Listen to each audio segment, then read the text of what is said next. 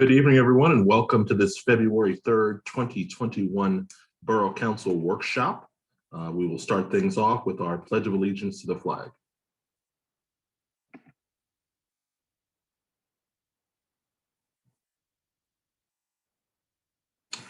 I pledge allegiance to the flag of the United States of America and to the republic for which it stands, one nation, under God, indivisible, with liberty and justice for all. Thank you, everyone.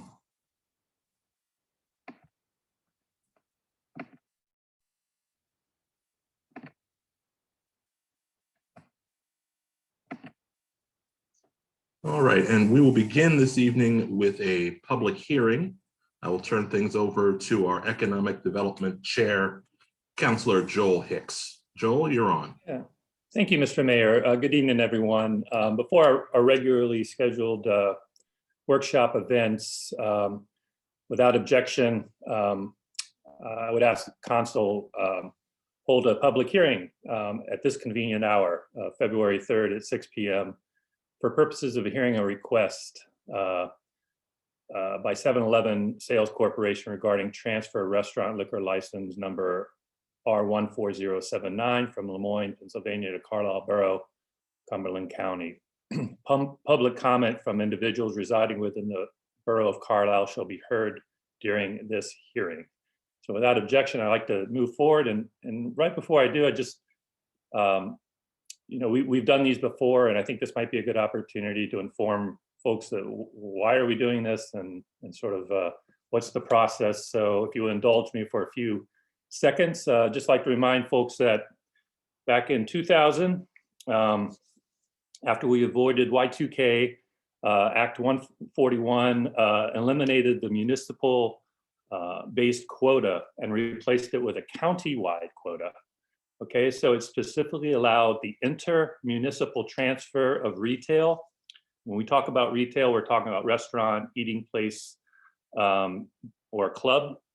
It allows us to transfer these licenses, and under certain circumstances, municipal approval for the receiving municipality must accompany the transfer application. And so that's what we're about this evening. And we have an applicant who requests a hearing from the potentially receiving municipality, which is us, and we're required to schedule at least one hearing for the purpose of taking testimony on the transfer application. The receiving municipality, we are required to render a decision within 45 days of the original request. And then we're also, we must grant the approval unless we find that in doing so, it would have an adverse effect on the welfare, the health, the peace and morals of either the municipality or of its residents. And so that's the standard we're using for this hearing. And to inform our decision, we open it up to the public. And I would propose we use this time for that hearing. I know we do have the recipient, which is 7-Eleven. I think they have some representatives here and would love to open it up to them if they would like to make any comments.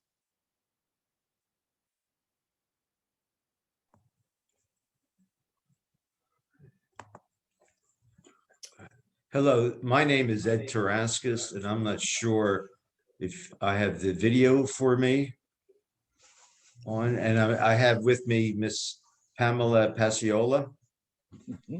Start your video. Good evening.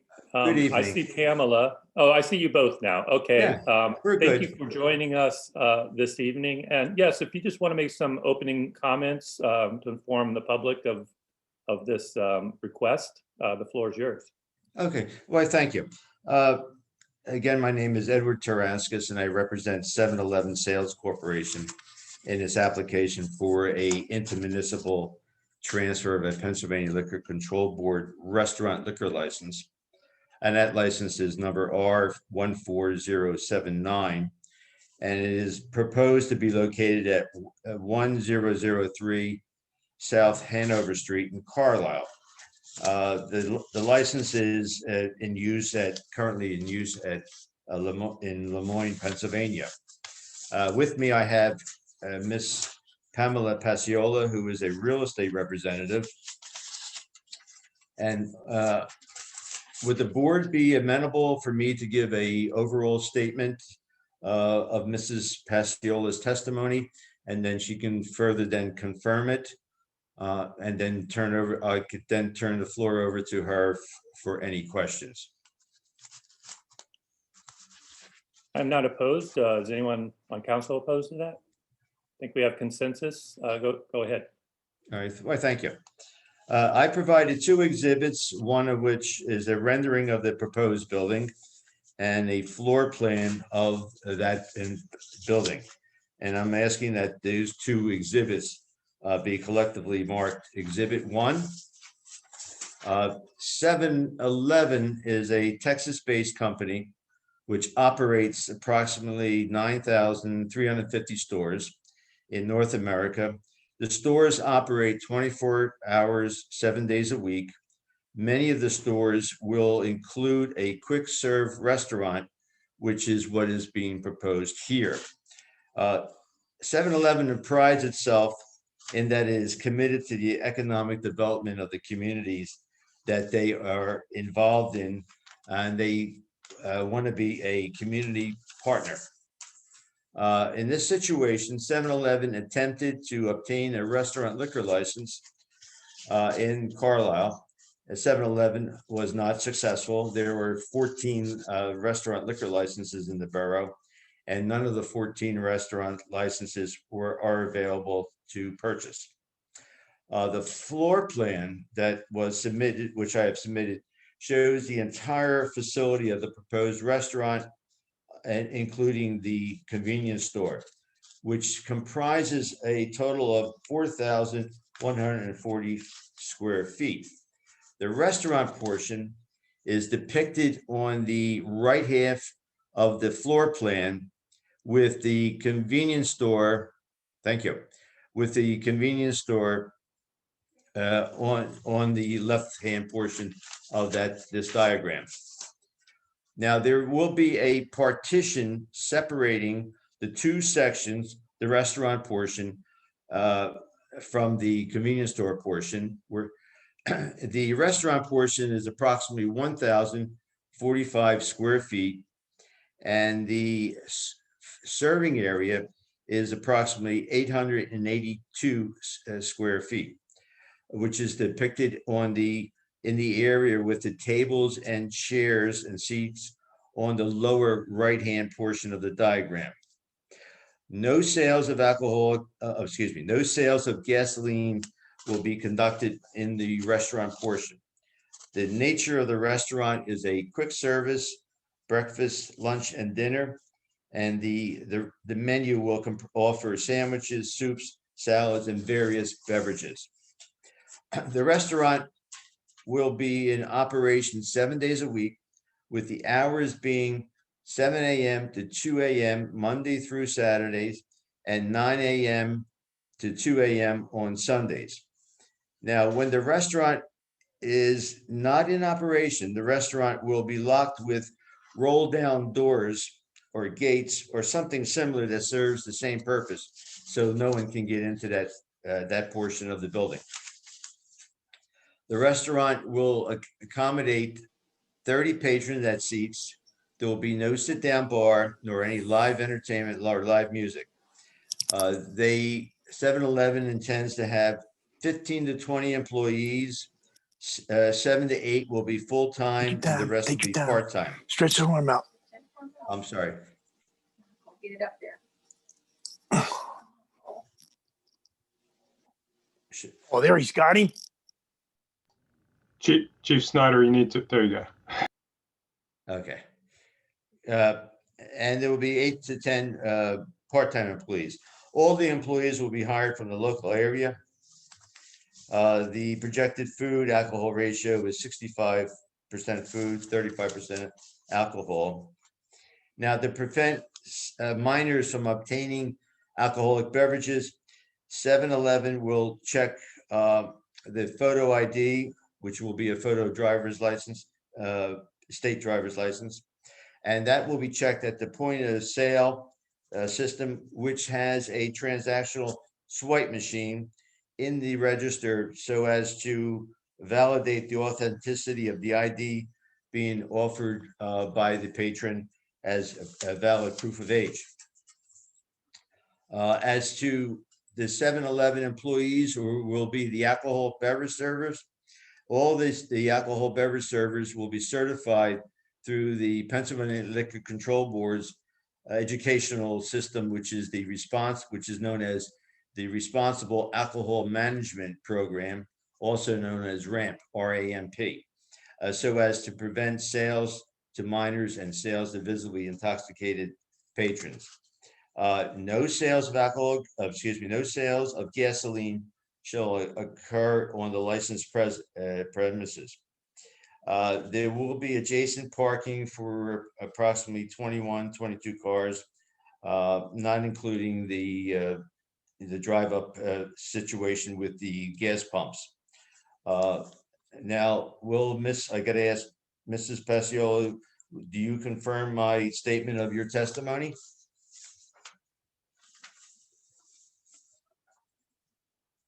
Mrs. Paciolo? Sorry, I was on mute. Yes, I do. Okay, thank you. I move Exhibit 1, consisting of the building rendering and the floor plan, into evidence and to be made part of the record. And at this point in time, I say if there are any questions of either Mrs. Paciolo or me, we'll be glad to entertain them and answer them. Thank you. Any questions from council? Okay. Are we able to take any questions from participants? Actually, I have a question. Maybe it's more for Mike Skelly, because I just did some quick research just to look at the hours of what other grocery stores, convenience stores, like their beer garden hours are. And it seems like it varies within the borough. So it looked like maybe Giants is open till 11.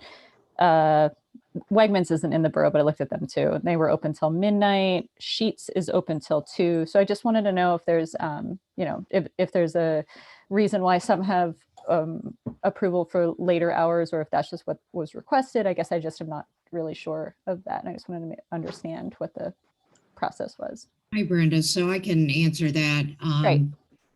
So this is new to us in Pennsylvania. We're so excited to be expanding with our latest and greatest, but the hours that we're proposing are the same as the Sheetz, as you mentioned. We're not opposed to changing those. And I have a Wegmans near me, same thing. They close at midnight. So we just followed basically our competition and proposed the hours that they provided. But certainly if the group is not comfortable with that late of hours or early opening, that's not an issue to us at all.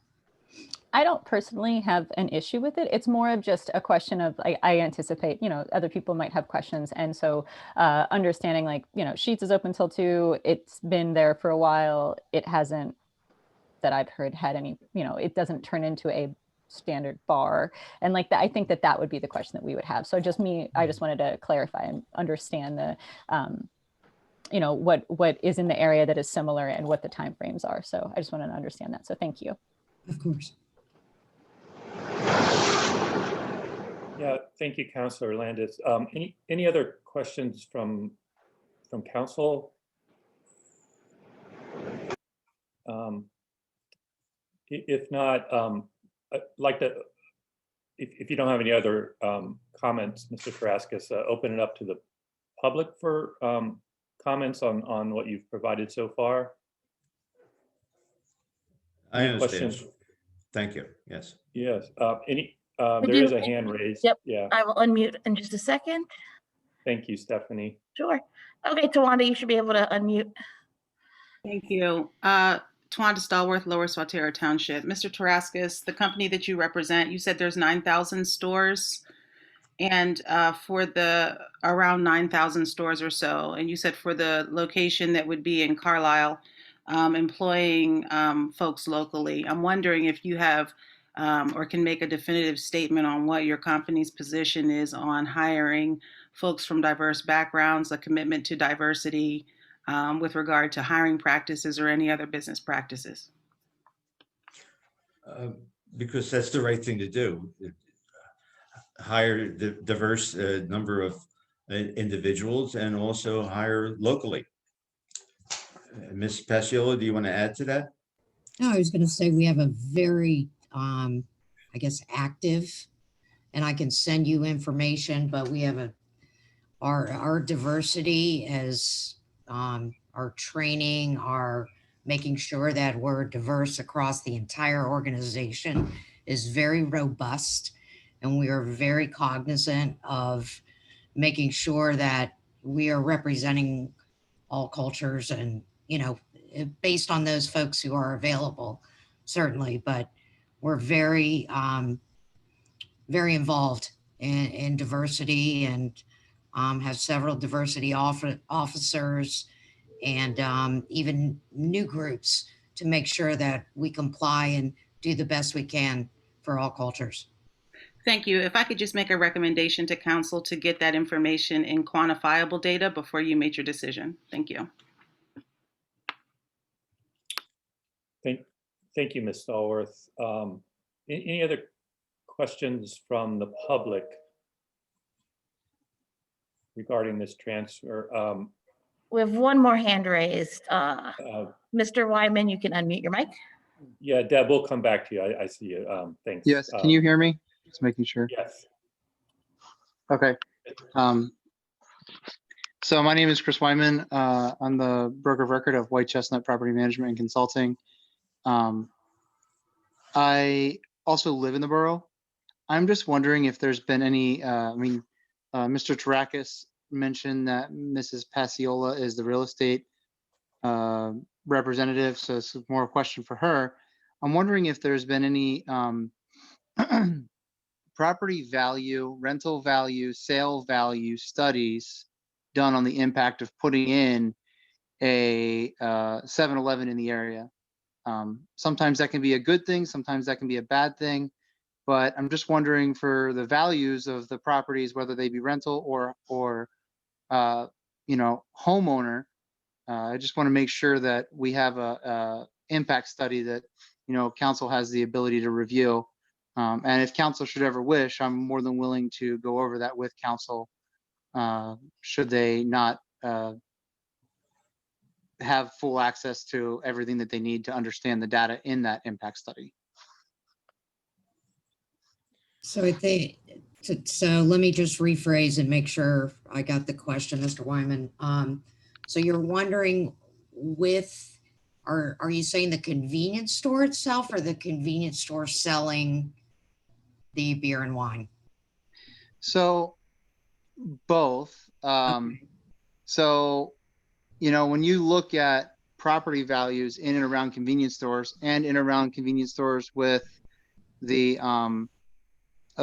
stores that sell beer and wine, property values do change, and sometimes for the better and sometimes for the worse. And as a borough resident, if the impact study was done and it's showing a positive change, and it was done in an appropriate manner, I'm cool with that. But if it's going to potentially impact in a negative manner, I know everybody on the council lives in the borough. I don't think they want their home values going down either. So I'd just like to see if your company did that study, because you via Mr. Tarakis stating your testimony and you agreeing to it, basically said that you're committed to improving the community. And one of the things that improving the community starts with is property value, home values. Right. So I just wanted to see if you could give me some comment on that, or if there was an impact study done at any time. I just was wondering if that's something that sorry about that. I've been with 7-Eleven 10 years, and I understand your point 100%. we haven't done any impact study as far as surrounding residents, what the store will do or not do regarding property values. I can certainly look into that and see if that's something we could ascertain for this borough, so that, you're making the most informed decision possible. Yeah, I really can't comment either way, to be honest with you. I just have never seen those studies. Yeah, you've probably never Mr. had a broker on one of these calls either.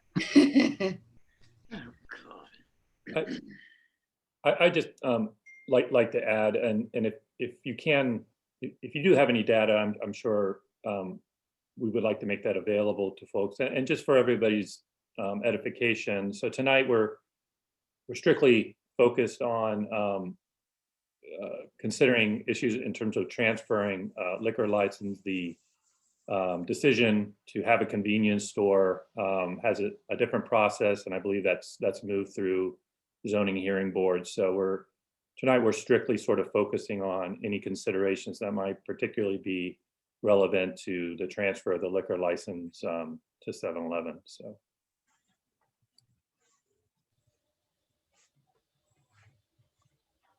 Just a quick comment. Ms. Pasiola, you said you had a document that outlined 7-Eleven's corporate policies to deal with diversity, inclusion, and hiring. If that is something you could send to us so the borough has that on file, I would appreciate it. Sure. I will have to get that from corporate. Absolutely. But I know, I'm quite sure, and I've been through many recent trainings, and again, so whatever that I can provide that corporate will allow, absolutely happy to do that. That'd be great. If you could send that to the borough manager, that would be very much appreciated. And Okay. I'll also just add to that, although this, this is not what this hearing is about, and the voting is based on that, so it does have to decouple a little bit. But I do really appreciate what Twanda did bring up tonight. So I think beyond just sending your policy, I think it would be helpful to really have the folks that are, and possibly both of you that are on the call, but other folks that are going to be actually actively working in Carlisle to build this facility, if it, if everything goes well, and to make sure they understand that as Carlisle residents, that is something that we do focus on, and we do expect to, it's not just a piece of paper, it's something that you are actually taking ownership of. And so I just wanted to reiterate, it's helpful to have it, it's helpful to us to know, but it's really important for you to actively follow it and try to just work your, do the best you can with your hiring to ensure that folks from all parts of Carlisle and beyond understand that they are welcome. So thank Absolutely. you. Mr. Wyman, did you have another question, or did you have a follow-up?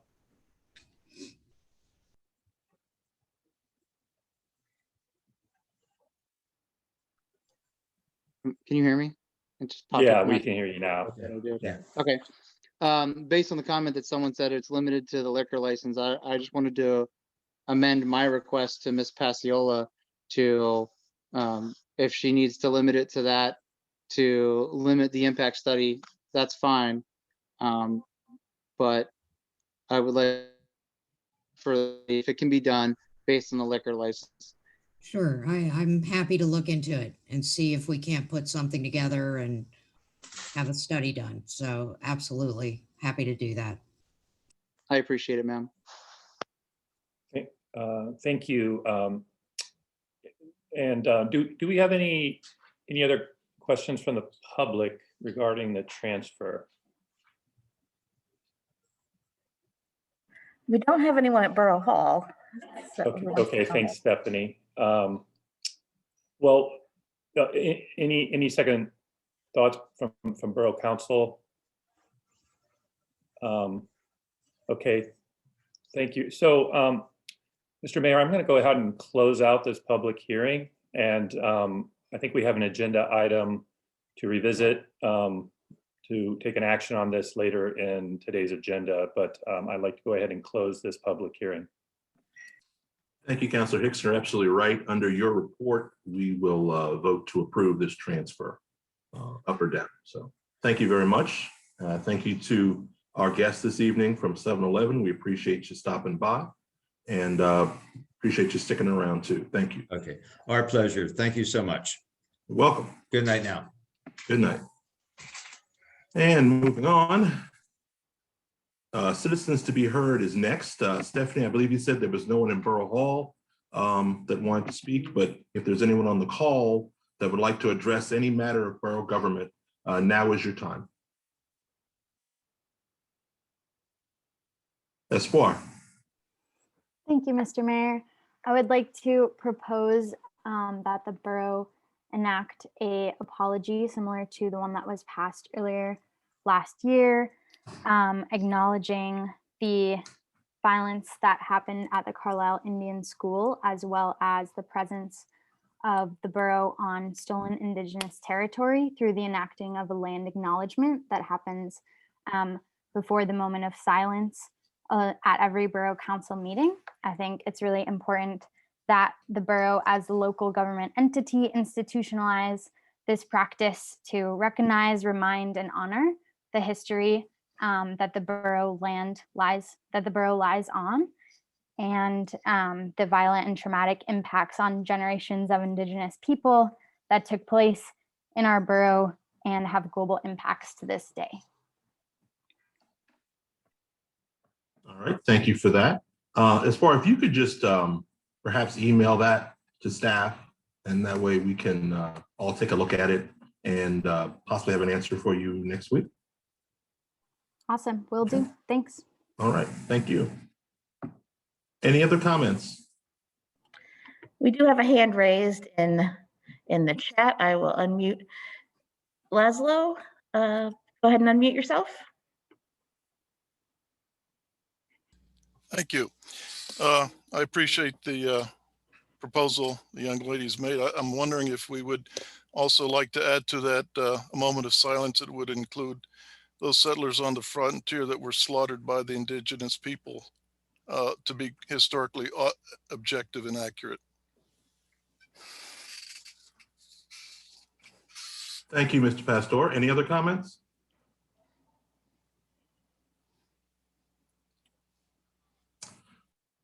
All right, hearing none, we will move on to. Wait, no, there's one more. Oh, okay. Oh, yes, please. Miss Hamel. I always think I wait long enough and I never do, so. Miss Hamel, you're on.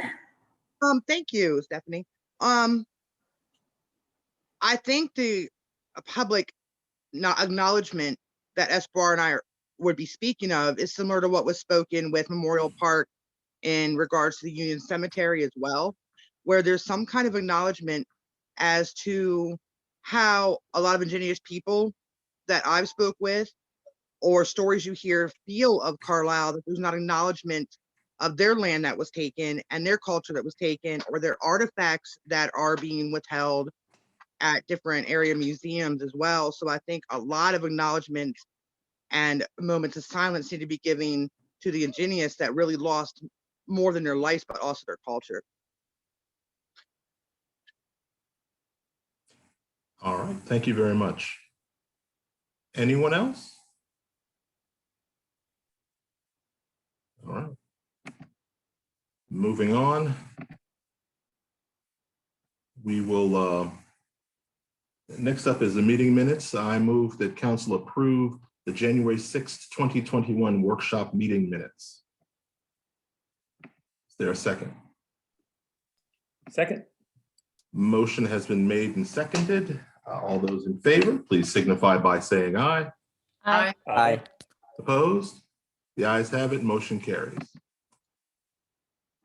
And our next item, employee relations, citizen participation, Mr. Stubbe. Thank you, Mr. Mayor. I have one discussion item this evening. Before getting into that discussion item, though, I'd like to provide a little background. Racial inequity and systemic racism are objective realities in Carlisle. Statistics from the Census Bureau bear that out, as Deputy Mayor Schultz highlighted at the recent town hall held 2.5 weeks ago. Over 100 people attended that event, and one of the recommendations those attendees made was forming a Truth and Reconciliation Commission. We, as a community, need to look comprehensively at our past and bear witness to the truth of racial injustice. That was a clear message coming out of that recent town hall. So to that end, I work with panelists from the town hall to draft a resolution establishing the Carlisle Truth and Reconciliation Commission. I want to clarify that this resolution is on tonight's agenda for us to discuss, not to vote on. Based on our discussion, we could decide to vote on this resolution at a future meeting. Before I turn things over for public comment, I want to thank everyone who shared their questions and thoughts on this resolution so far. Any action that we take on this needs to be a group effort. It's my hope that we can have an open and honest discussion about this proposal. I'll note that we, as a council, have received emails thus far, both in support and in opposition to this draft resolution. So with that, I'll open the floor to attendees from the public for their comments, and from there, I'll turn things over to council for discussion. So if anyone in attendance would like to speak on this, I'd ask that you please raise your hand now. We have Mr. Wenger. He's the first one with his hand raised, so you can go ahead and unmute yourself. Yes, can you hear me? Yes. All right, Brad Wenger. I'm the owner of Wenger Meats and Ice Company in Carlisle, and I'm new to the situation here. I just received information on this resolution, proposed resolution, last couple days. And my intention tonight is simply to register a strong objection to the language in the resolution. I am a white businessman in this town. My family has been in business for probably 60 years. We have practiced as much as possible hiring honestly and equitably across the board to all races and backgrounds of people. We have lived through generations of civil rights, affirmative action. As you have just discussed on your council, the common practice of most larger corporations like 7-Eleven is clearly for their own benefit, fairness in hiring and opportunity. I think the implications of most of the statements in this resolution is that the difficulties that attend the residents of color in our community are laid at the feet of white residents. I find that very objectionable, and I think you need to rethink the implications of this resolution. Thank you. Thank you for your comment. Are there any other public comments? Mr. Pastor, you can unmute yourself. Thank you. I have read the resolution, and it's one thing to make a statement versus proving it. Just to state that there's racial injustice and systemic racism as objective realities does not make the case. Some of you are attorneys, you know about elements of proof. I haven't heard any, there have been anecdotes, but not convinced. What I do see here is virtue signaling. And I don't think this is the place for it as a borough council to do virtue signaling. I agree that there's a presupposition of the critical race theory here. All whites are racists, all blacks are victims. And I find it interesting, if that's the case, we have a black mayor and a black chief of police. How do you reconcile that discrimination? What I would be more inclined to listen to is our mayor and our police chief speaking to members of the black community and telling them how to lift themselves up by their bootstraps, as they did. They are an example, and my hope would be that they would mentor others. We go to the particulars of what this resolution proposes to do, the work. And let's just go over those because, frankly, I don't understand. First, collecting evidence. Well, what kind of evidence and to what end? What are you going to do with any evidence? Are we talking about prosecutions? Or are we talking about giving people a chance to vent? Number two, share their stories and experiences. With whom? To what end?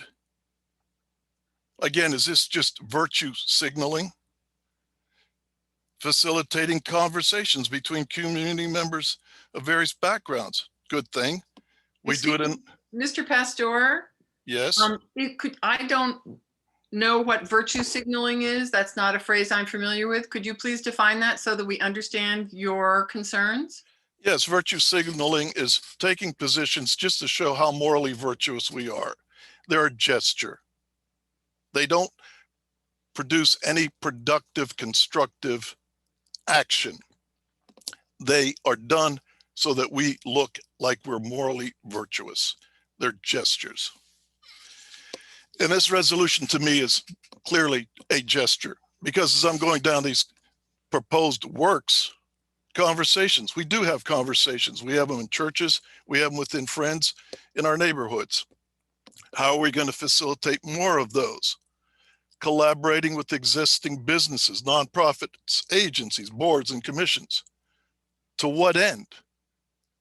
I mean, this resolution is nebulous and has no particulars. Last one, identifying, analyzing, recommending to the Borough Council institutional and policy reforms meant to mend the wounds of racial injustice and combat systematic racism. What policies? What institutional reforms? There have been no particulars here. Again, some of those of you who are attorneys, you would allow this to be put forth on the street. I strongly recommend you reconsider this, because what I do see is reverse racism here. There's a presupposition that all whites are racists. Thank you very much. I really appreciate that. You have not proven that there is systematic racism in this community, that there is racial injustice. There are inequities, but you have not proven, nobody has proven that they're due to racism. They're proven to be different outcomes within our borough. 79% white, 9% black, 7% Hispanic, 2% Asians. 48% of the blacks, or blacks make up 40%, those living under poverty level. Why is that? Oh, it's racism, of course, forgive me. It's evil whites. Excuse me, Mr. Laszlo. I don't think we caught your address. It's 532 South Hanover Street in Carlisle. And I do want to interject for a second, just to, and I'm not the best person to give the definition of what a resolution is versus an ordinance.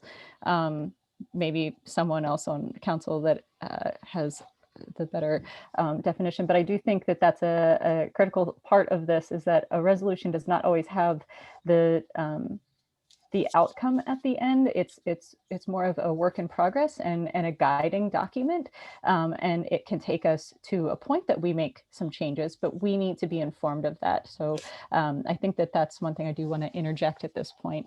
Well, I appreciate that. And that can be discussed further, but let me continue with some statistics. So blacks make up 40% of those living under the poverty level in our town. Why is that? What is your resolution going to say about how to lift them up? Mr. Pastor? Yes. In order to give everyone an opportunity to speak this evening, I'm really gonna have to be firm on this.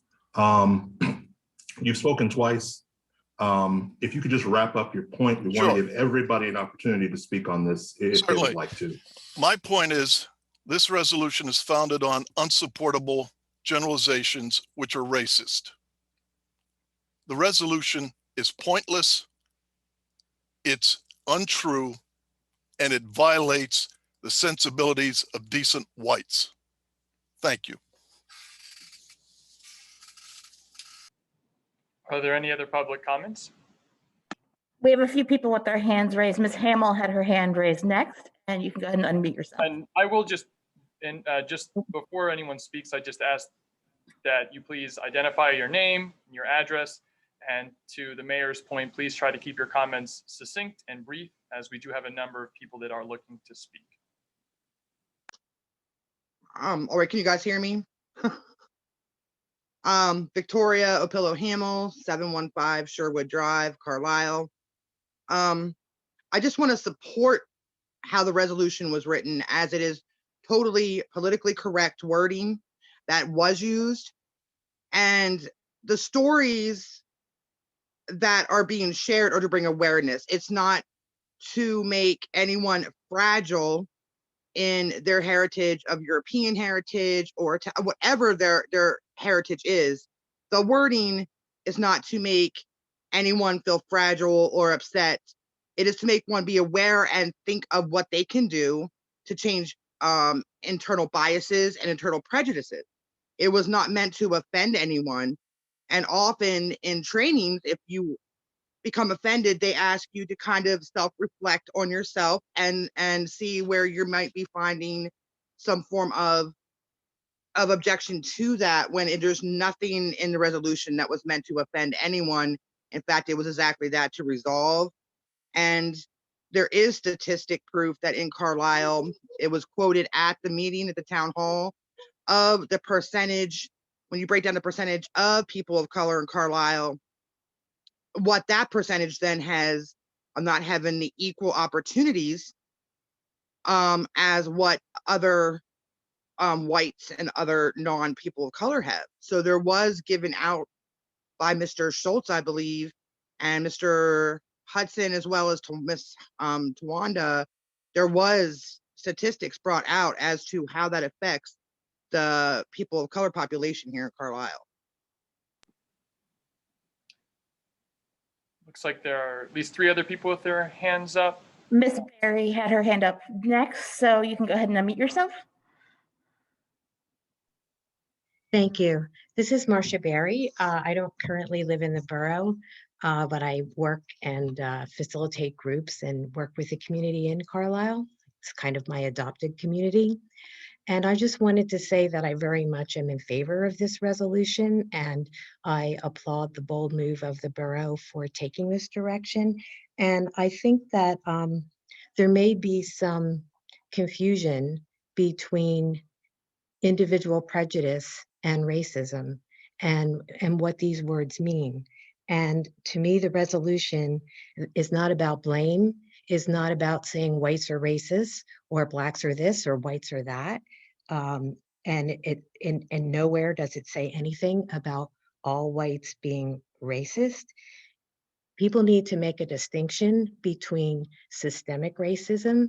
So when we talk about systemic racism, we talk about the institutional embedded structures that may have inadvertently privileged some and disadvantaged others.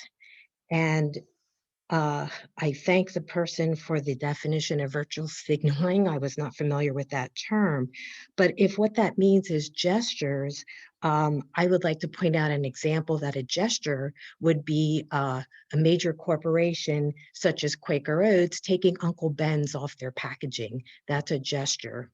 But a community undertaking a Truth and Reconciliation Commission, that has a meaningful outcome. That has, and the person said, to what end? Well, the end is healing. The end is truth telling. The end is creating a community where everyone feels heard, everyone feels welcome, and everyone has equal opportunities. If we want to look at statistics, I would suggest that people go to the Borough website. There's an excellent PowerPoint that is there from the town hall that was held the other day, where all the disparities were fully explained. So I think the borough has done its homework and there is evidence. And I just want to say that I support it, and I would urge people to undertake their own study of the actual definitions of racism and understand the difference between individual prejudice and what is systemic. And it doesn't mean that anyone is a bad person because we wish to dismantle some of the historic, interwoven in our fabric disparities that exist because of race. Thank you very much. I believe Mr. Mr. Lehman Mr. Lehman, go ahead and unmute yourself. Thank you very much. My name is Jay Lehman. I live at 226 Parker Street here in the borough. Can you hear me okay? All right, thank you. First of all, I very much appreciate Marcia's comments.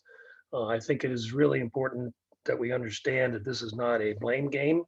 And I think your resolution is a continuum of an education effort that you began with your recent meeting a couple Saturdays ago, and of which I also participated virtually. I thought it was an amazing discussion, and I appreciated the sharing that occurred there. It was also clear to me that the validity of this approach to take a Truth and Reconciliation Commission is more than needed, because we're not talking about sidebar conversations or family discussions or neighborhood cliques where you get together and talk about what is or isn't right about Carlisle. We need a public forum that will take these issues into a broader viewpoint and allow them to be tested, factually and historically. And for me, that as someone who, as a lawyer by training, as a scientist in college, there are facts. You can have different opinions, but we need to be working off the same fact base. And I have great confidence that this process will enable that to happen. And I am white, and there, as privileged as I have been as a result of that, is humbling. And when you study it, and I become more and more aware of how that has worked in my life, I understand the frustration that people of color have. And to that end, I am working in other community settings and in my church to also support these issues and bring forward a more welcoming environment to our community. Thank you. I believe Ms. Parsons' hand was the next raised. Ms. Parsons, you can feel free to unmute yourself. And just as a reminder, everyone, please identify your name and your address for the record. My name is Cheryl Parsons. I live at 351 Belvedere Street in Carlisle. I'm a retired educator from the Carlisle Area School District. And I would piggyback on the comments of the last two speakers that I feel this is a long overdue commission. I think it's an admirable thing for the borough to undertake. We are a separate geographical community, and we don't get to hear each other's stories very often.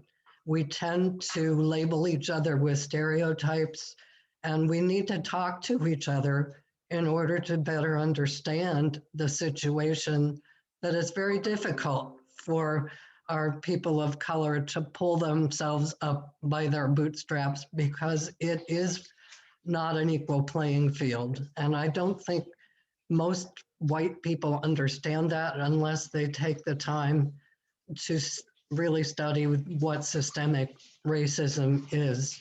I taught for 35 years, and it's only since I have been retired and studying systemic racism that I fully comprehend what some of my Black students were up against as they were trying to pull themselves up by their bootstraps.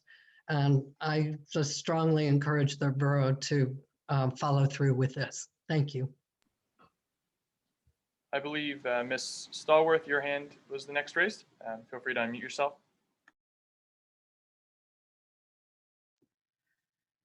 Good evening. I'm requesting to be the last public comment. So if there are others that would like to go before me. Sure. Ms. Delmain, I believe your hand is also raised. If you'd like to speak now, you can feel free to unmute yourself.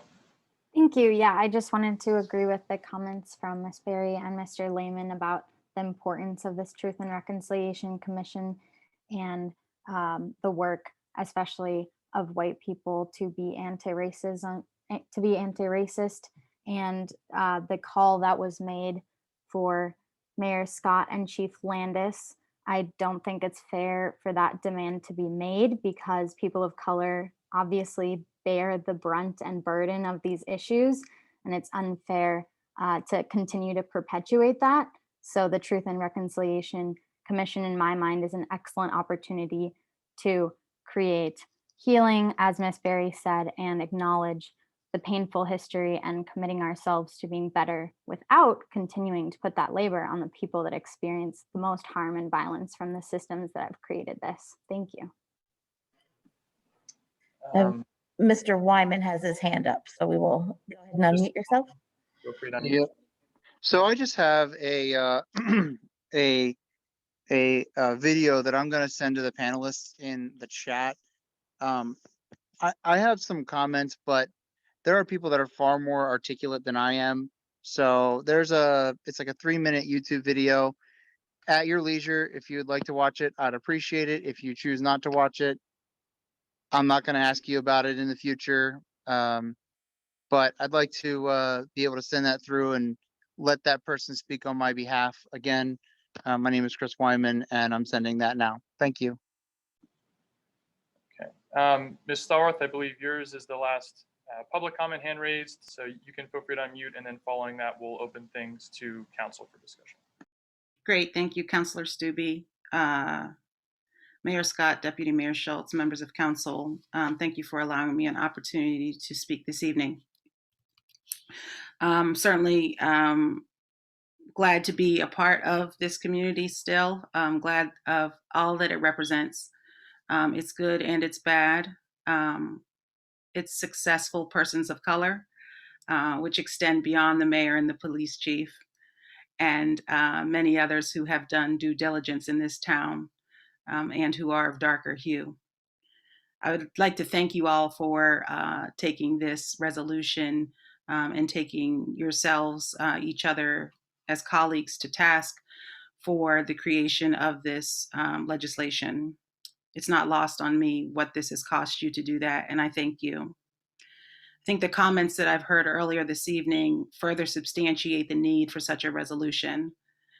If we weren't clear that there was a problem with race in this country, in this county, in this borough, certainly we have a better idea of that tonight. The Reverend Dr. Martin Luther King Jr. said publicly that a man cannot pull himself up by his bootstraps if he has no boots. I'm grateful for the steps that this resolution can take to ensure that all of our brothers and sisters one day get some boots. It's also been said that the generalizations put forth in the resolution are often vague.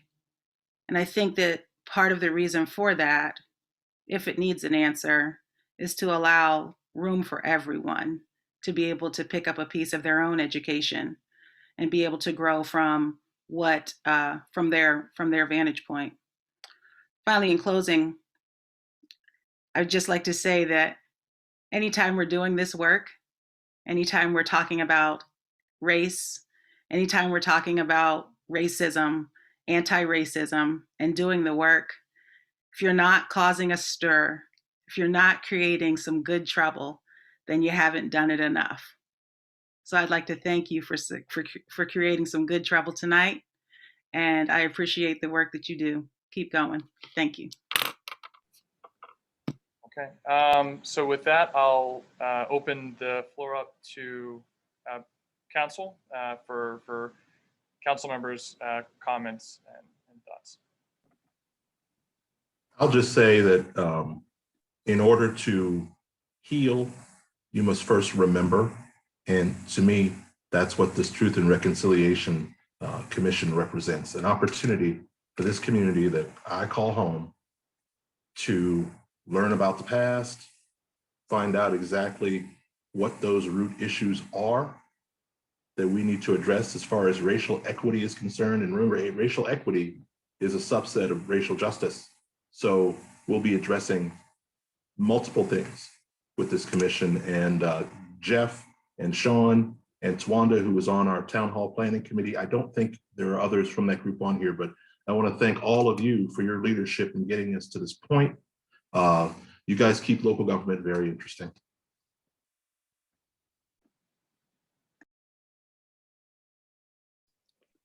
I just like to say one thing.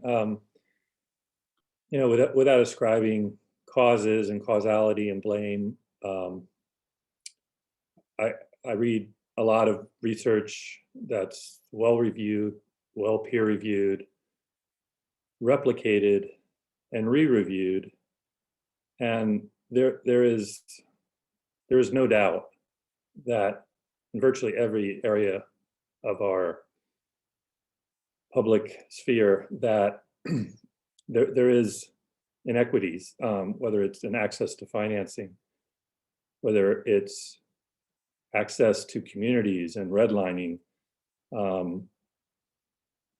Virtually everywhere you look, there is inequity, and there's probably going to be many reasons for those, and many of them not based on conscious decisions, but it's compelling, it's overwhelming, it's indisputable. There is no doubt, and I'm interested in learning how we can do better, and I think this resolution reflects that. How can we make those results change without ascribing blame? And so that's why I'm looking forward to supporting this.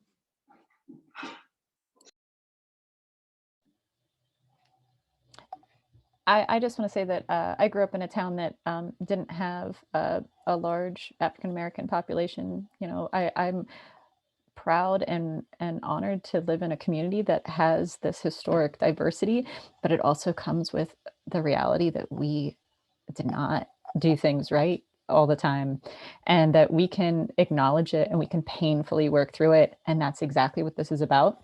I've tried to educate myself as well, but it's okay to just work through it. And the only way that we, as a country, can move forward is for one town at a time to take this on. And maybe Carlisle can be the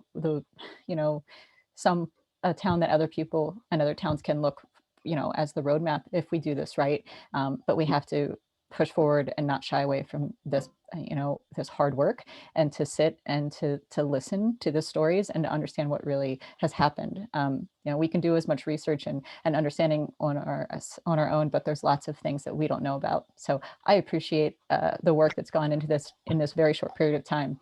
And I look forward to learning more as this resolution is passed and taken taken forward. Thank you.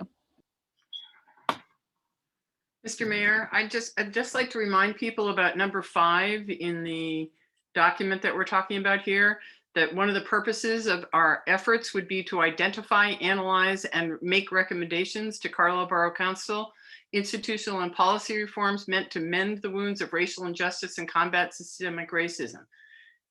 We need people to come to us and tell us their truths so that we can recognize them and take steps that will make ours a more equitable and safe community for all. But we can't do that until we learn better about what the impacts of our past actions and present actions have been on our entire community.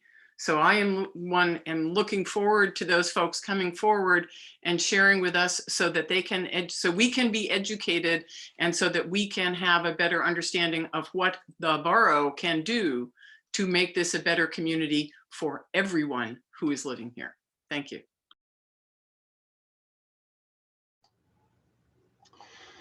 I'll jump in here too. You run for elected office, not to lay blame on people. So for those who feel like the resolution or what may come of this is an attempt to lay blame, that's not at all the intent. The intent is to find solutions. And I'm the only lawyer on council, so I suppose some of that was directed at me earlier. But here's what lawyers do. Lawyers reach out to people who have borne witness to to the events, in this case, the racism that may have taken place. Lawyers gather the evidence, and clearly that's what the resolution on its face is intended to do in part. We have discussions with those who are involved, and then we make our case. So this is not a first step. I mean, I think the town hall in a lot of ways was the first step. And in that town hall, I'll tell you, I put together the data, and that just scratched the surface. There was a lot more I wasn't going to have time to go into. And I would encourage all of those who haven't watched that town hall to take a look at that. That was the sort of the first step in gathering the evidence. I'd also point to, and it's been laid out in interviews, where in particular in the 80s, there was a Republican strategist who was talking about the Southern strategy they employed back then, and talked about moving from the early overt racism, using the N-word and very overt racist practices, to then later in the 60s opposing busing.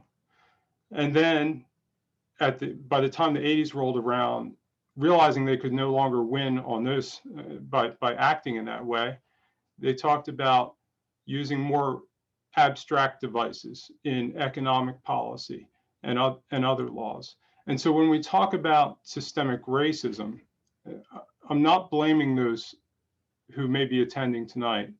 There are certainly structures in place that lead us to the figures that we see here in the borough and across the nation.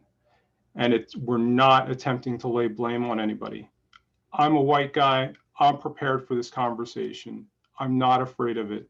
And we're going to use it to make it a better place for every single member of our community. Thank you. Mr. Mayor, I guess I'll jump in, and I apologize. My internet's been freezing up, so if I get frozen, you can feel free to move on. But I agree with my colleagues. I think, as Deputy Mayor Schultz said, this isn't the first step. It's part of a number of steps that I hope that we see moving forward. And I won't lie to the folks on this call.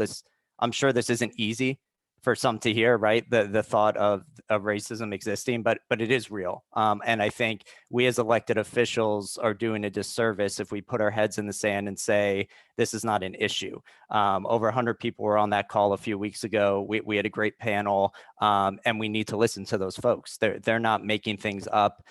They're not virtue signaling or whatever it may be. Those are real stories from our very real residents. And I think we owe it as elected officials to them to get this ball rolling and to really look, sit, and listen. As Sean said, it's not my job. I'm not going to lecture people on here, but I am going to listen. And I heard those residents last week loud and clear. And I think, this is definitely something we need to move forward with.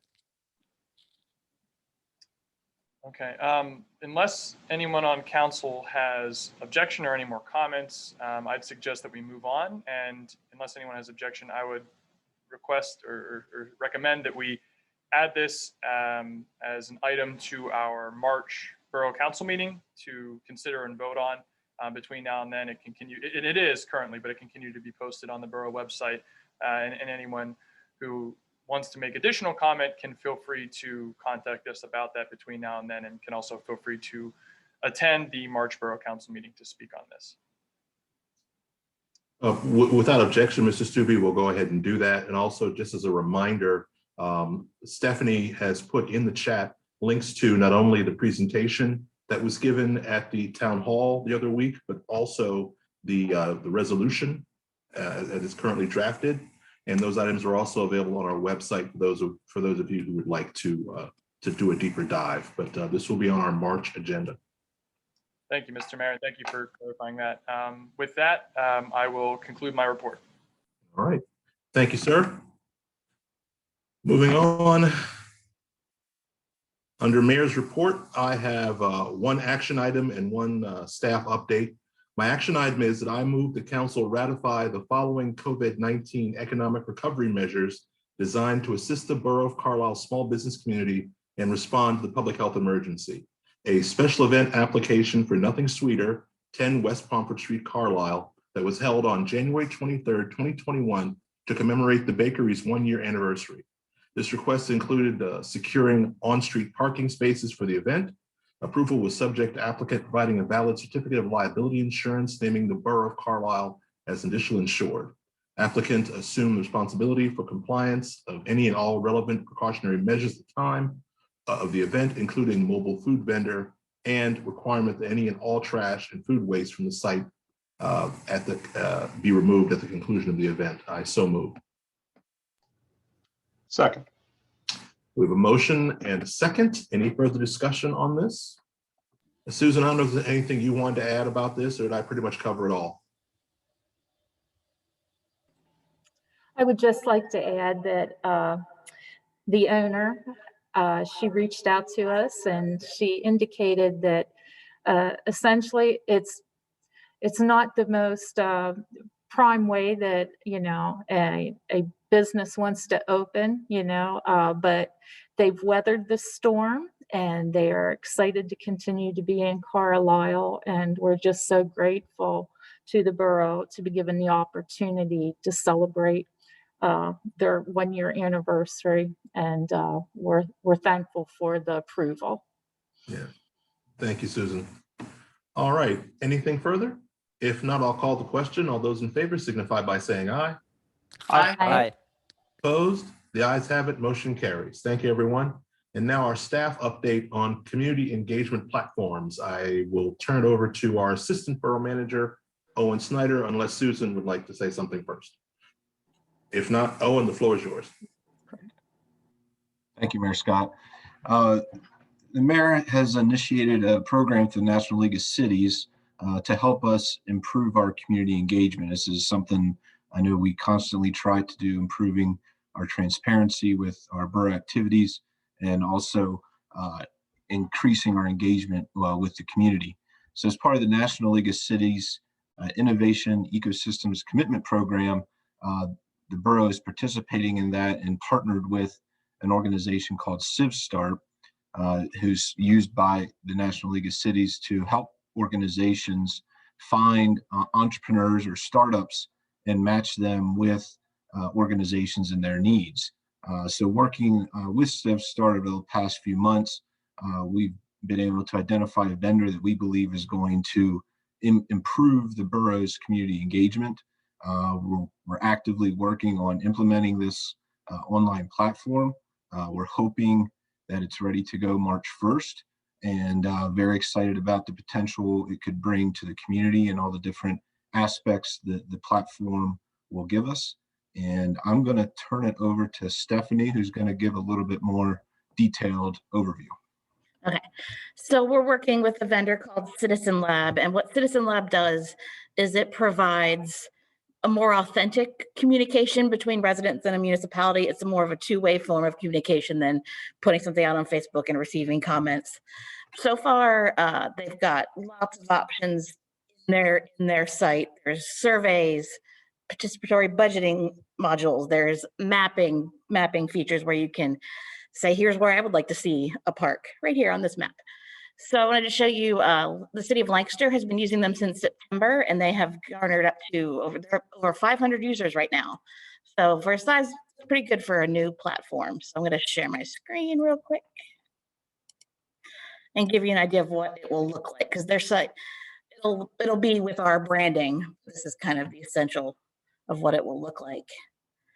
And they are currently doing a project on their 5-year consolidated CDBG plan, where what they've done is they've created a citizen survey asking people what do they think the needs are in the community. So they're going to take that information after everyone finishes the survey. They're going to take that information, integrate it into their strategic plan, present the plan, and then open it up for comment again. So that's just one example of how you can use the tool to get people's input. So I'm probably missing something, but Owen can fill in. But There's a lot more information to come tonight. We just wanted to introduce the concept, let you know this is something we're actively working on. I think there's a lot of potential to use it in a lot of different ways that will allow us to have our residents involved in our activities, and more to come. And we'll obviously provide more information as we get closer to the actual go live date, which we're hoping again is March 1st. But a lot more information to come. Just wanted to introduce it tonight, and happy to answer any questions that anybody has here tonight. Thank you, Owen. Really appreciate all the work you put into this. I've seen these platforms demonstrated at conferences, and it's amazing the real-time data you can get. And my goal in all of this was to eliminate those 3 words we hate as members of council from a citizen: I didn't know. So I'm hoping that you can use this platform on your phone, your mobile device. So I'm really looking forward to this, and just excited about it. And another benefit of us being members of the National League of Cities. And one thing I'll bring up with Lancaster is they got more people on the site once they put out a survey. The survey seemed to bring people in like, oh, I don't have to write anything, but I can just pick and choose. So that may be a good way to get people in with a little investment. And then once they see, oh, they actually did listen to my idea, they're going to be more invested as the process goes on. I spoke to Mayor Sirachi of Lancaster. She's very happy with the results of their work with Citizen Lab. I just want to say this is awesome. Like, I'm totally jazzed about it. And I don't know, like I think that the eyes and the ears of the people in our borough, like it's hard to get it other than you showing up at a boring borough meeting. But, I walk around and I see things, I'm like, why can't this be like this? Right. And it's not all about like bad stuff. It can actually be like really empowering and getting to know what people see and what they think should happen. And, participatory budgeting is always something that I'm very interested in. And, we've talked about it in the past. So if that can help, move that forward in the future, that would be great too. So thank you for bringing this forward. I can't wait to see it actually working. So thank you. Mayor, if I may, I'd like to take an opportunity to also ask Stephanie. I think it's a great opportunity to speak on the translation services that our website is currently undergoing. Wasn't prepared to talk about that one. I know. Owen and I worked with Revise this last week to get them to integrate Google Translate onto our website. I think it's about 80 some languages it will be able to translate. So you just go on, you click the little globe icon, pick the language you want. It's functional, but we're still kind of deciding on the placement, and we want to make sure it works on the mobile phone before we officially launch it. Now, the only thing is it does not translate PDFs, so we're going to work on a solution for that, maybe picking some of the more commonly used languages and translating those and having those available on our site. But it's a start. It's a good start, I think. Anything else? Did I miss anything on that one? No. All right. Owen, do you have anything else for us? Is that it? No, sir. Thank you. Okay. It seems that I think he's back. Mr. Cramps has been having technical issues, and I see he is with us, but he's probably waiting for his computer to connect. That being the case, let's jump down to Economic Development Committee until he's back with us. Joel, are you ready? I think so. Deb, did you? Just a very quick question for Stephanie. Oh, sorry. In talking about the translations, I mean, perhaps there would be a way of doing student internships for some of our folks who are native speakers who would be able to help out with doing those translations, maybe as a class project or That's a fantastic some idea. other kind of internship or something like that, because we have a nice number of folks who have many languages, and it would be wonderful to have great translations. And that's a really hard task. That is. Thanks for that idea.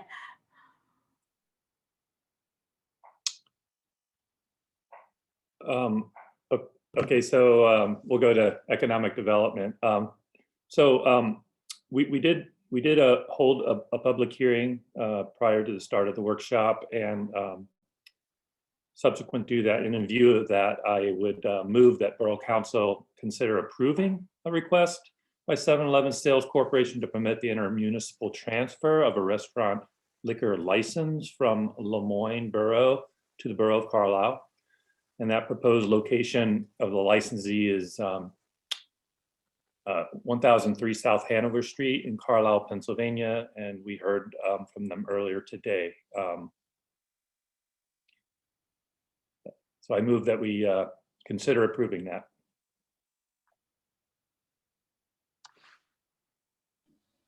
Tim, you're muted.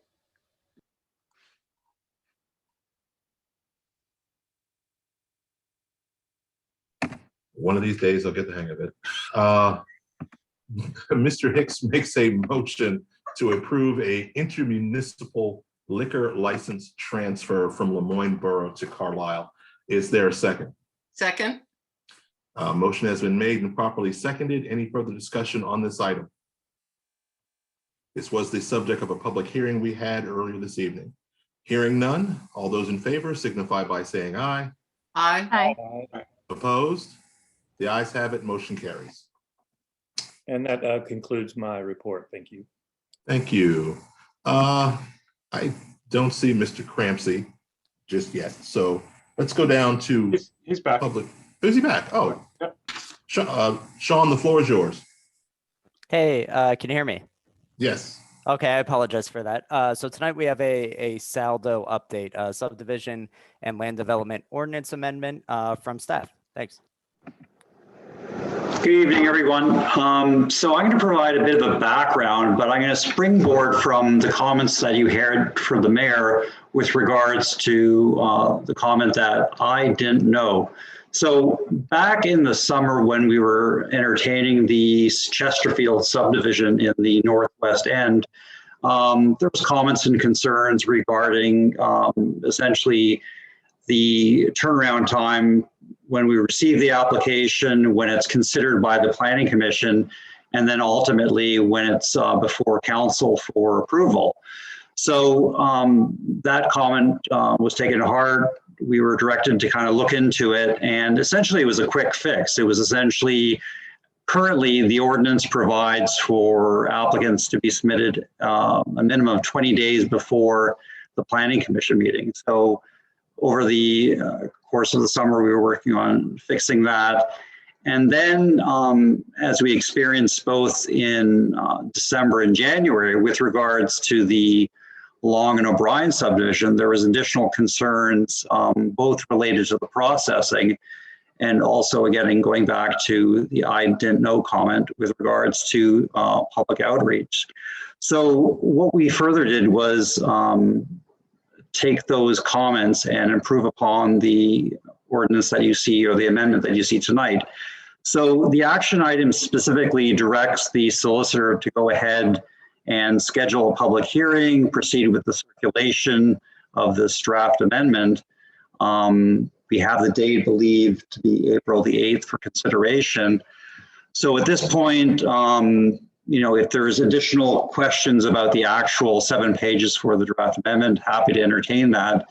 But the background, again, hopefully addresses concerns that we had from council, going back to providing for a little bit more lag time, and definitely as of late, a little more opportunity for the public to get involved for land developments or subdivisions within their neighborhood. I do have a question. So the update is really only for minor land development, correct? No, actually, there's two things. There's a minor subdivision and there's also a minor land development. And in addition to that, we have the typical plans that you would see, which could be a preliminary plan for major developments. And then what we typically see almost day in, day out are what terms final plans. So I would say almost like a brother and sister application, which is the minor land development or a minor subdivision, is a subset of the final. And what we were doing in the draft ordinance that you see was essentially is providing for additional criteria to outline if a applicant or developer wishes to use that process and not necessarily ask for official waiver from the preliminary, now we have a little more robust criteria that provides guidance on that. I guess this is where I just want to be sure I understand exactly what the process is. So I think it's really good to have some extra time, be able to have some extra time to evaluate the plan. So under description of what minor land development it involves, it gives some description, but it says it does not occur within floodplain, wetland, mature woodlot. It does not require the submission of a stormwater management plan limited to a certain space. But then the public outreach meeting, I guess this is where I just want to make sure that they align and that we're not doing a little bit of overkill on the public outreach meeting or when it's required. And because on that one, it says the purpose of the public outreach meeting is to afford the property owners the opportunity to review the proposed plan, be informed of, and to discuss with the applicant the design, environmental, infrastructure, recreation, parking, traffic impacts, transportation, zoning, and all other issues before the application is submitted to the borough. And the other thing that was under the minor land development was that it didn't actually require a traffic impact study. So I thought that the minor land development process doesn't require any of those, and yet that's the rationale for the public outreach meeting. So I totally understand it for the major works. And so the Chesterfield, for instance, development, that would have been a major land development project, correct? Correct. It would be, I would say, more under, let's say, a definite final subdivision plan. Okay, so the requirement for the public meeting, I just want to make sure that it's not overkill, that if a neighbor just wants to put something, a small addition onto their home, which probably wouldn't have much effect, like, is that always required for a public meeting? Obviously, a large land development. My concern is always like trying to find the happy medium of where we definitely let neighbors know, but also don't just create this not in my backyard loophole that once they know, it's always because they, without making it seem like there's something problematic with it. It's more of just like, hey, this is what's happening. How can we make it the best that it can be? So I just want to make sure that we don't do too much and yet don't, ignore the needs of the neighbors. So I guess I just want to clarify that. Yeah, so to, I guess, confirm at least my interpretation, you're requesting or directing that at least for the minor subdivision and the minor land development, we would be very definitive that maybe, and this is what I'm asking you, that you don't necessarily need to have that public outreach criteria included, correct? Right. So if the rationale like that I just outlined that is said in the reason for the public outreach meeting, if a minor land development doesn't require traffic impact, doesn't require stormwater, it just doesn't seem like it's going to have, it doesn't require that because it most likely doesn't have a detrimental effect or any sort of real concerns. Does that rise to the level of requiring a public outreach meeting?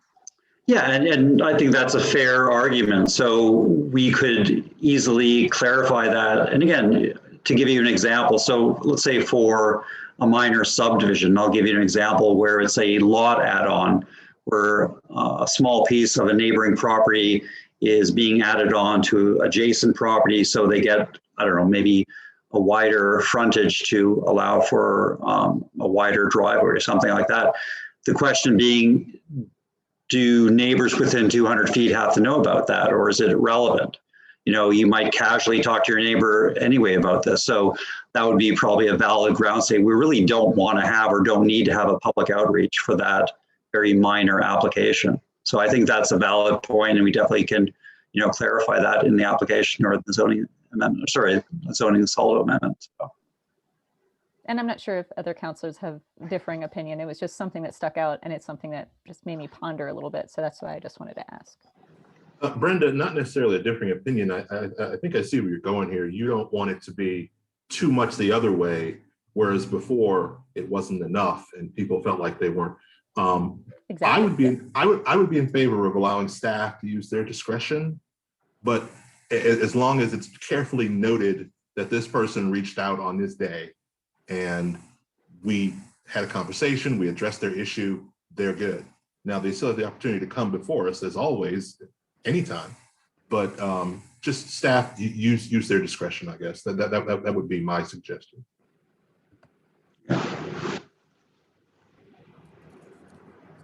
Yeah, that was about it for my presentation, but if there's any more questions regarding the draft saldo, I'm happy to entertain it. We Great. have some hands up in the audience too. I don't know if you want to do them first or council first. Does council have any other comments on this? If not, we'll go to Mr. Wyman. Chris, are you there? Yes, I'm here. I think I'm unmuted. Can you hear me? Yes. Okay. So again, Chris Wyman, 349 West Ridge, broker of record at White Chestnut. So my question, Mr. Skelly, is with this, I also sit on the Tri-County Workforce Housing Commission planning thing. I can't remember the official name of it, but one of the things that the Tri-County Commission is trying to work toward is workforce housing. And so there's been a lot of initiatives that have been put forth by members of our state legislature that are on that commission, members of our, I believe, Mr. Eichelberger, he's our Cumberland County Commissioner that sits on that commission. And then they have a couple of local stakeholders, real estate brokers, people like that. And that's how I'm on it. But there's been a lot of movement toward making sure that we're doing development in a way that is affordable, because everybody always hears about affordable housing, right?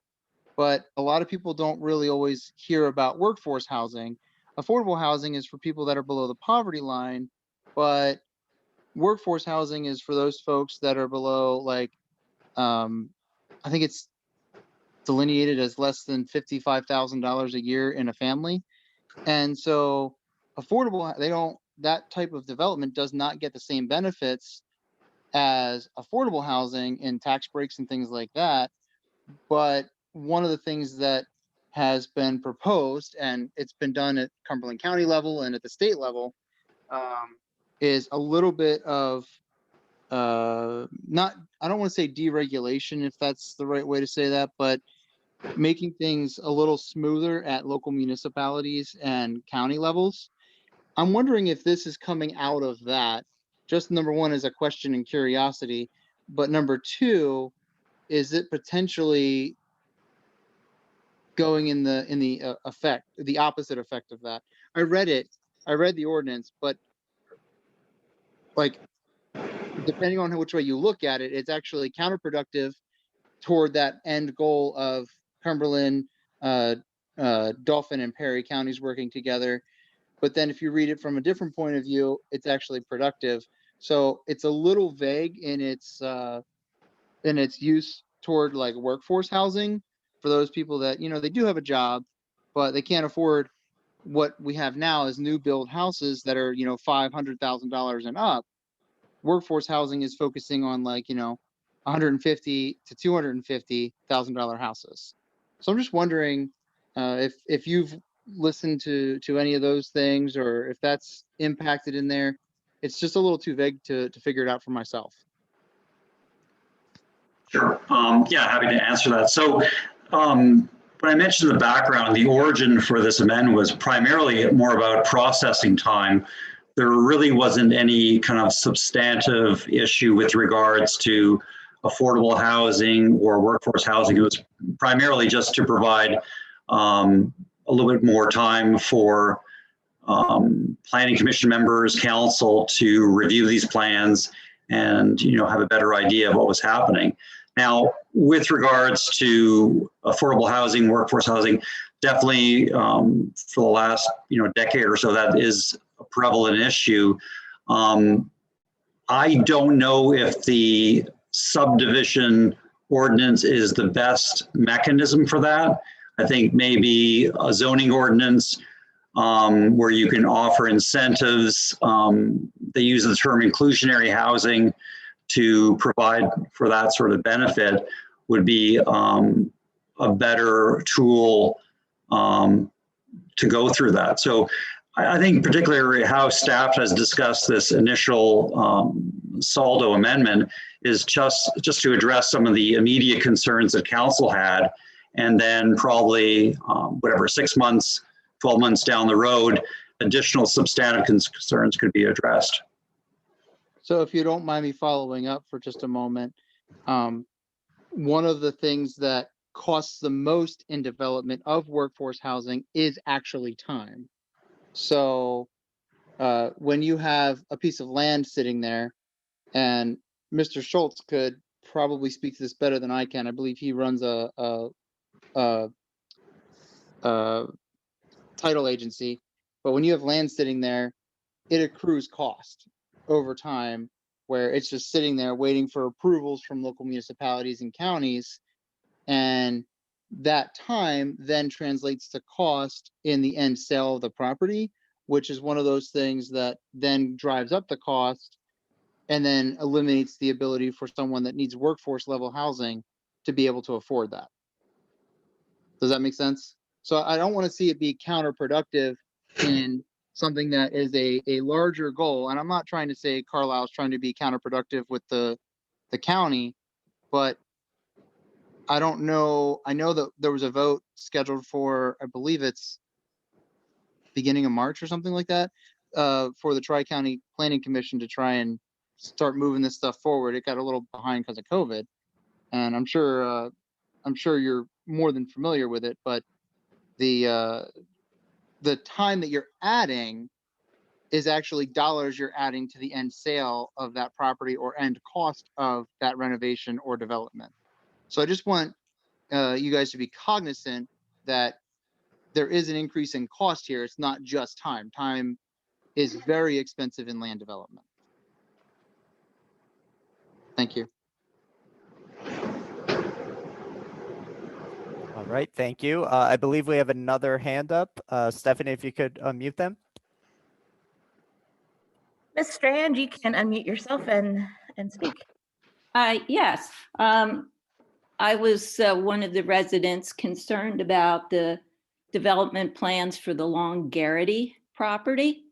And that was one of the cases where there were 9 neighbors that were concerned that they had no idea about what was happening. And so I'm not quite too sure the size of that property, if that fits in as minor land development. And one thing in particular that stands out in my mind was that one of the residents who lives close to Walnut Street, a single mom, her property was in an area where there was a possible driveway coming in. And that was only possible after a land swap took place with the foundation, Partnership for Community Health. And neither of them saw fit to inform her about this. And certainly that was going to impact her property and the lives of her family. So I'm wondering if someone like that would be protected from a surprise one day where all of a sudden there's equipment there and a big driveway goes through. So if that could be addressed.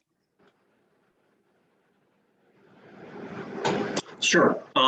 So for your first part of the question with regards to the Garrity Long subdivision, I don't believe, and again, just quickly looking at the definition, how we worded for the minor subdivision, that would technically fit within, it would be more of a final subdivision. So as a final subdivision, then would, I mean, they just came in as a final and there had been no plans before that. So for something like that, would the new criteria apply? That No, I think in the particular Long Garrity, they definitely would have to do some stormwater research. And as you saw, there was additional concerns we had for the woodlot, the natural environment. So to me, I don't think that would be the perfect example. So at least if, I guess your concern would be would something of the Garrity Long plan squeeze in under the minor subdivision? My answer would be no. Okay, and so then, because I haven't, of course, read this proposal, that then there would be a need to have community awareness about what was being proposed. And so also, of course, having listened through everything tonight, extremely glad that I did. I then am wondering whether the new community engagement program using Citizen Lab might be a good tool for some of this. Good question. That's like, I guess it could. I would have to talk to my dear friend Stephanie about that. But I think the way it's written right now, before an application would be submitted to our office, we would require at least the developer on his dime or her dime to provide for that meeting. Now, could there be other innovative ways of doing it? There probably could be, but I think ultimately when you enter that realm, there's people like myself. Again, I don't have internet at home. I don't have a TV. So sometimes I like attending a meeting and, looking at people in the eye and having a more robust discussion. So there's good and bad to, having these things, but I think, that definitely we can discuss further. And as you said, the draft that we have right now is just a draft. So we'll have a planning commission meeting for this. We'll probably have 2, and then definitely it's scheduled for the public hearing on April the 8th. So maybe by then we'll have a definite answer or different technologies available for that. Okay, just curious, because certainly I think that more information certainly is better, for all neighbors, so people can be prepared, can be braced for noise or whatever is going to come forward. Not that, again, as was mentioned, these projects are going to be stopped, but again, sometimes also those who live closest to things have information that often even benefits the development. Thank you. Oh, I forgot to say, Cecile Strand, 348 Wilson Street, Carlisle, Pennsylvania. I'm sorry, I'm getting to be a groupie. Just to clarify, I didn't mean to come across as dismissive of the public meeting. It's just, I want to make sure that we don't choose something that just puts us in a hole and then we realize that we've gone too far. So I actually really like the idea of using Citizen Lab, and I do like the idea of letting, I want our information to be as transparent as possible. So finding that happy medium that folks can know what's happening. Some things rise to the level of a meeting, might be other opportunities in other ways. I think that just looking at all the options that we have at the table and figuring out what's best for everyone is what I'm looking for. So thank you. Agree completely with Brenda and Ms. Strand. I call them frequent flyers. You're not a groupie, you're just a frequent flyer on our airline.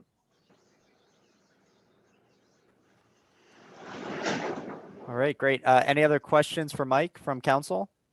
Just a comment. I mean, having seen good land development processes and developers probably follow bad land development processes. Some of the best do these outreach meetings to neighbors anyway. And especially where there's going to be some controversy. Brenda, you can look across the street, right, and see there was a lot of public outreach for that workforce housing that we approved years ago, and I think that was a good process. So this kind of builds that good practice into it. But point well taken that you don't want to make it cumbersome for those smaller developments, and I'm not sure that this really does that, but we should just keep an eye on that and make sure that before we approve it, we address anything that we think might be overly difficult for a smaller development. And also, it's always true with any development that the more onerous you make the process, the less likely you're going to see that development happen. So you see that sometimes developers won't want to come in if it's not a permitted use in a zone and that type of thing. If it's conditional use or special exception, they're not going to want to deal with it. with the public outreach component of this, I don't see a serious developer coming in and saying, well, I can't develop there because of that process.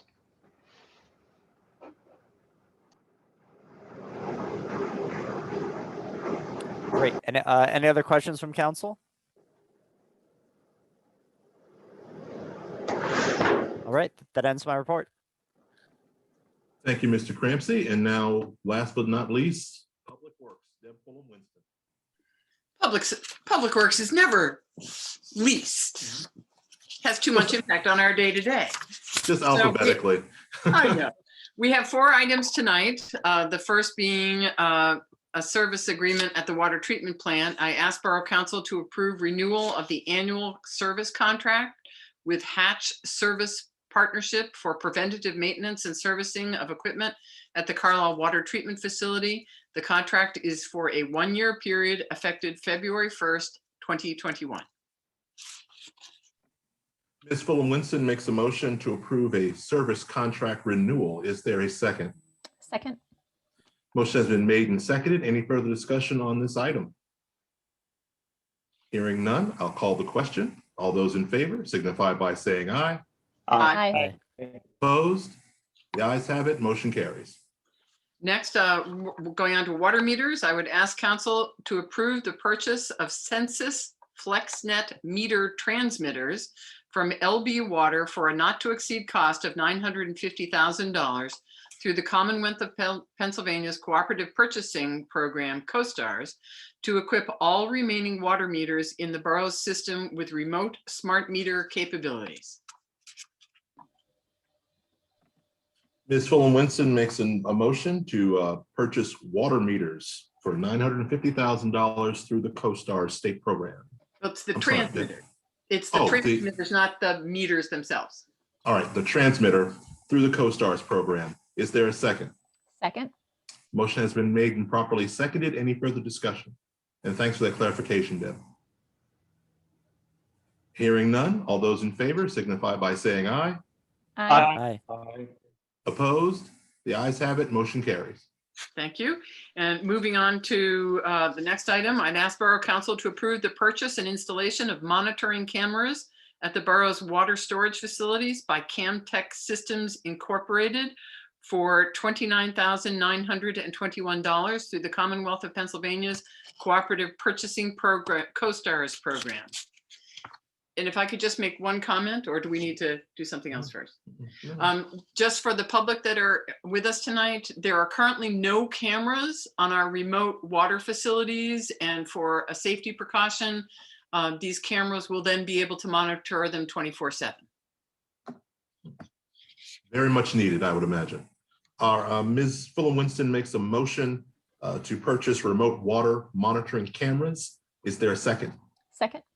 Motion has been made and seconded. Any further discussion on this item? Hearing none, all those in favor, please signify by saying aye. Aye. Aye. Opposed? The ayes have it. Motion carries. And last but not least, I would ask Borough Council to approve the purchase of a 10-ton international dump truck from 5 Star of Harrisburg, Pennsylvania, and an accompanying stainless steel heated dump body from U.S. Municipal of King of Prussia, PA for $146,375 through the Commonwealth of Pennsylvania's Cooperative Purchasing Program, COSTARS. Ms. Fulham-Winston makes a motion to purchase a dump truck and equipment. Is there a second? Second. Motion has been made and seconded. Any further discussion? Hearing none, all those in favor signify by saying aye. Aye. Aye. Opposed? The ayes have it. Motion carries. And that completes my report. Thank you very much. We're now down to the section of new business. If anyone with us this evening would like to bring up an issue of borough government, you may do so now.